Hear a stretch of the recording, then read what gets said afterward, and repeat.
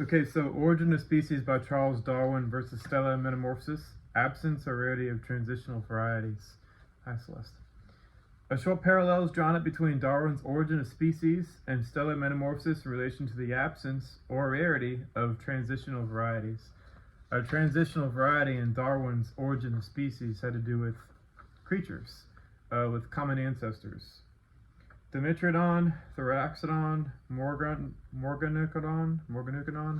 I can't pronounce his name, but basically you have transitional varieties of creatures as they evolve over time, and they look very different from each other, but there's also similarities there. And basically what Darwin was worried about was if you had a creature found in the fossil record and you have another creature found in the fossil record, and he was proposing that they had a common ancestor, which means there'd be branching creatures. Well, here's one of the branching creatures. It isn't that this becomes this. This is a transitional variety. It is in between these two species, but over many hundreds of millions of years, a part of their evolutionary line it looks like this at some given point in time. That's from what I understand. With stellar metamorphosis, it's very similar. You have a transitional state. So you have stars that they weren't that specific object, but all life as it evolves on these star systems becomes the same thing for the most part. So we should expect to see human beings from other star systems that look like us. And even some are less evolved than us, and some are even more evolved than us. We're more or less a transitional variety. As well, the stars themselves are transitional varieties too. So you have stars that are much bigger, much hotter, much younger, and as they cool and collapse on themselves, they have a host of very transitional varieties there. And it's a long chain of evolution, and we know what's going to happen to these objects given certain conditions are met. And it's best to look at them as evolutionary structures too. A lot of the astronomers, they don't look at planets as being evolutionary. They don't look at Uranus, Neptune, Jupiter, the Sun, Mercury. They only look at it as being the Sun being the central object, and all these other objects are they formed as is, and they don't have a vast history behind them, and they don't have a vast history in front of them. They're just static things for the math equations to work. And it's very weird, being that we've found thousands of transitional varieties of stars.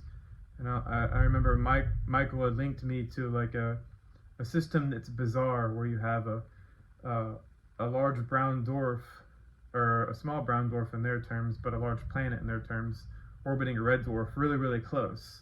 And that shouldn't be allowed, but what they're actually looking at is two transitional varieties of stars in their orbit is kind of irrelevant. All it means is that the smaller object orbiting the larger one is going to be ripped apart a lot quicker, which means it's going to be on a lower transformation curve, and I went over that in a previous video.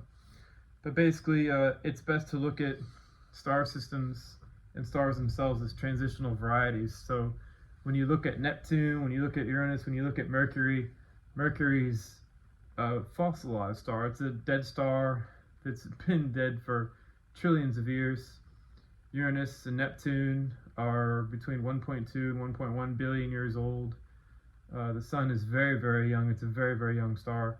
I don't know how the astronomers got away with saying that's 4.5 billion years old. An object that's 4.5 billion years old has things like mountains on it, has lakes, has life.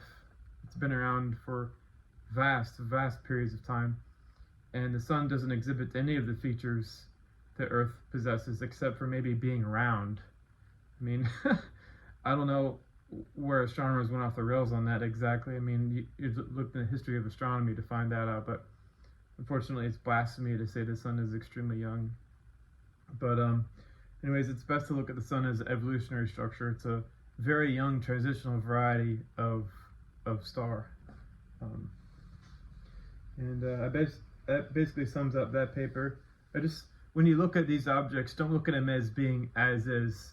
Understand that Neptune, Uranus, Jupiter, Saturn, there were huge stars that had their own entire star systems orbiting around them, their own solar systems, if you will.